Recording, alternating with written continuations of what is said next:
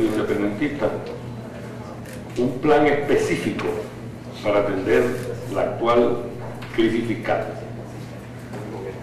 Sin embargo, antes de presentarlo, debo señalar un tema de umbral. En Puerto Rico, la colonia, el Estado Libre Asociado Colonial, colapsó. Este régimen económico y político de la era colonial ha fracasado. No tiene salvación ni futuro.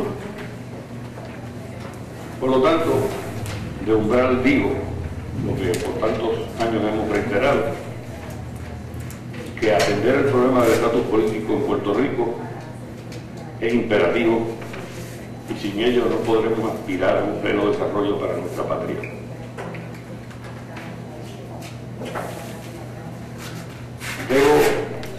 Luego de señalar lo que he hecho, explicar ante ustedes de la forma más sencilla posible, y luego los compañeros que me rodean entrarán en detalle a sus preguntas. Debo presentar el plan con una aportación al diálogo que exigen las circunstancias presentes en Puerto Rico. Cualquier propuesta seria de corto plazo y mediano plazo debe lograr dos propósitos. En primer lugar, recaudar lo suficiente para atender las necesidades apremiantes del país y en segundo lugar, generar recursos adicionales suficientes para poner en marcha un programa de estímulo económico y de creación de empleo que asegure el crecimiento económico. La principal razón para la insuficiencia de recaudos existentes, más allá de la falta de una fiscalización efectiva, radica en que los sectores de mayores ingresos del país, es decir, las compañías manufactureras foráneas y los grandes emporios comerciales o megatiendas, no contribuyen de manera justa y proporcional a los ingresos del erario.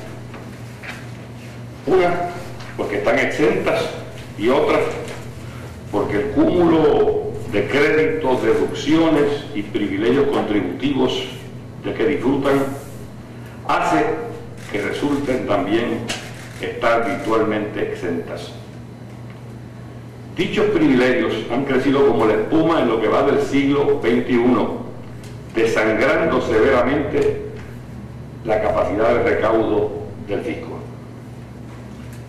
Esta situación, que he señalado a grandes rasgos, ha sido el producto de legislación bipartita y ha significado que el porciento del Producto Bruto Interno de Puerto Rico que ingresa en contribuciones se haya reducido del 11% del Producto Bruto en el año 2000 a tan solo el 8% del Producto Bruto del año pasado.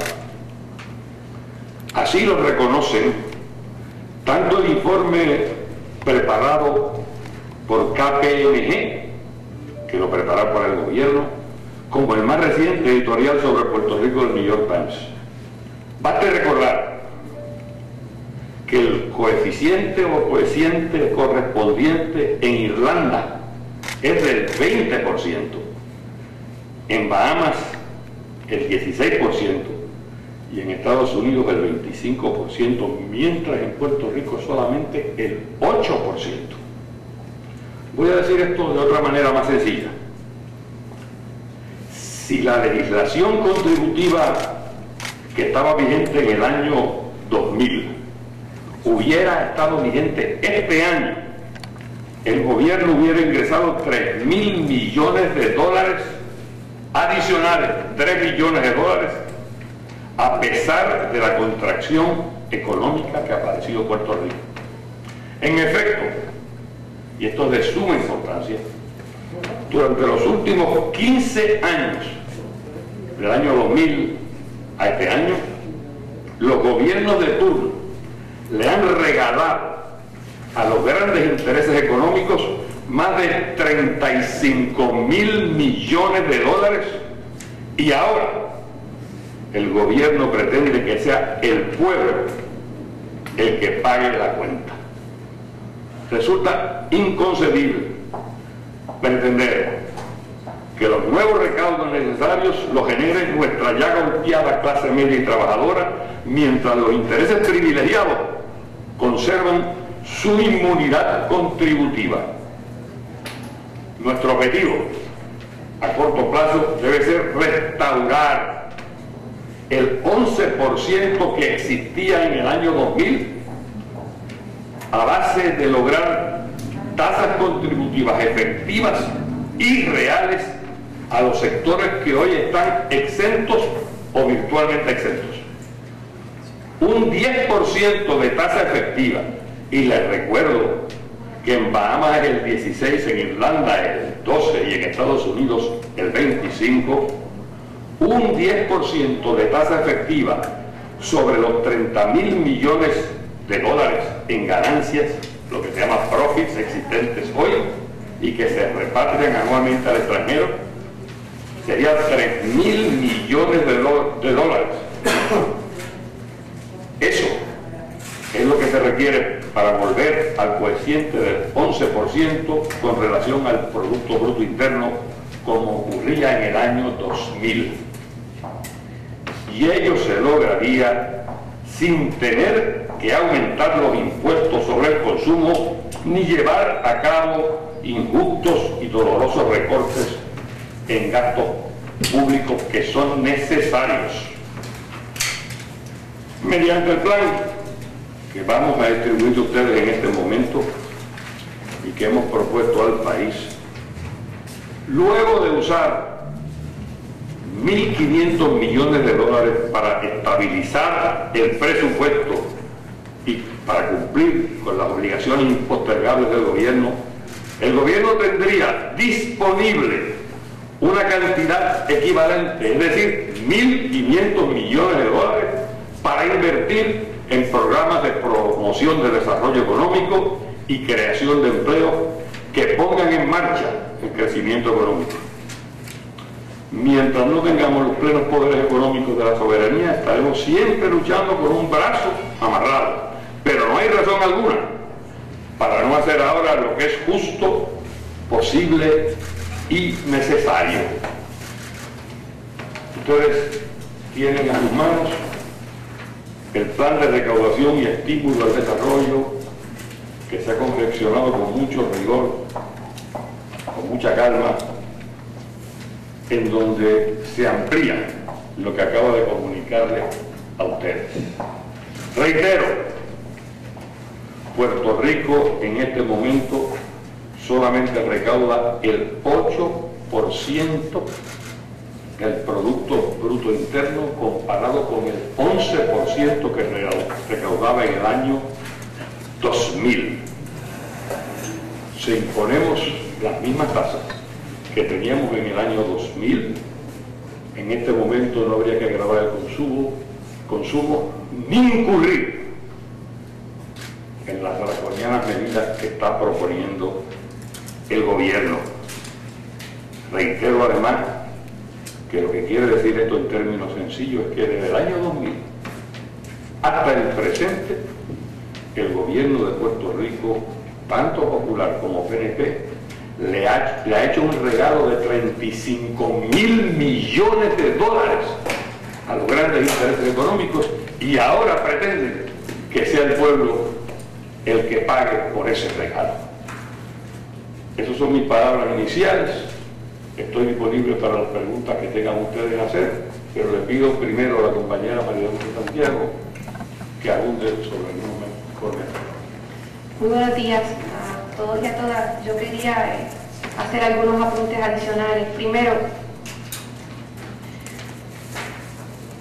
la grave situación económica del país es una guerra abismalísima. Y quien quiera reclamar en este momento sorpresa o ignorancia es un gran hipócrita. En el 1975, Rubén decía ante la Comisión de Hacienda en el Senado: Ante esta situación de crisis, Puerto Rico demanda que se adopte un modelo o estrategia económica distinta. No podemos circunscribirnos a meras medidas fiscales y de corto plazo, como se ha hecho hasta el presente, para confrontar el desajuste estructural de nuestra economía, y a continuación se señalaban, que no leo por ser muy extensos, una serie de 10 puntos que perfectamente podían incorporarse a la discusión hoy. Llevamos décadas señalando lo que está mal. En segundo lugar, no podemos dejar de subrayar que es imposible tratar el tema económico de Puerto Rico sin vincularlo estrechamente a nuestra inferioridad política como colonia. Las medidas que otros países pueden tomar para procurar su recuperación económica no están al alcance de nosotros los puertorriqueños. De nada sirve lamentarnos por el daño que están realizando a nuestra economía las megafarmacias, las megatiendas, sin reconocer que su proliferación discriminada obedece al triste hecho de que nosotros no podemos hacer absolutamente nada para detenerla, porque nos lo impide la cláusula de libre comercio de la Constitución de los Estados Unidos. De nada sirve reunirnos todos frente al muro de las lamentaciones de las leyes de cabotaje sin aceptar que la única forma de obtener un alivio momentáneo a esa imposición que nos obliga a nosotros, un país pobre, a subsidiar al país más rico del mundo, la única forma de aliviarlo es suplicándole al Congreso una exención para nosotros. Pero eso no está en nuestras manos. Y finalmente, creo que hay que enfatizar también que además del problema político y además del problema fiscal, matemático, numérico, lo que está detrás de la actitud de esta administración es un problema ideológico de cuál es la función del Estado frente a sus ciudadanos. El gobierno de Puerto Rico pagó una millonada por el informe que preparó la empresa KPMG. Un informe cuya publicidad se tuvo que requerir ante los tribunales por la prensa del país. Los de ustedes que hayan examinado el informe advertirán que las recomendaciones que incluye son los mejores argumentos para destrozar la tesis que propone el gobierno de que la única medida viable en este momento es la de nuevos impuestos al consumo. Dice el informe por el que pagamos todos nosotros que hay dos cosas insostenibles en nuestro país.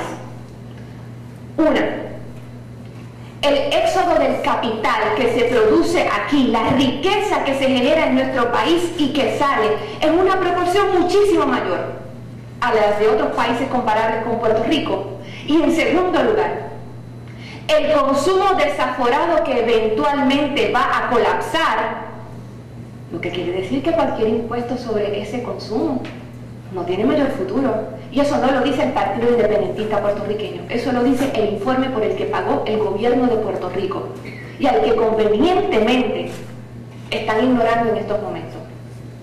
Lo que tenemos entonces es un gobierno que está comprometido con utilizar sus recursos, su poder, para hacer el papel del Robin Hood a la inversa.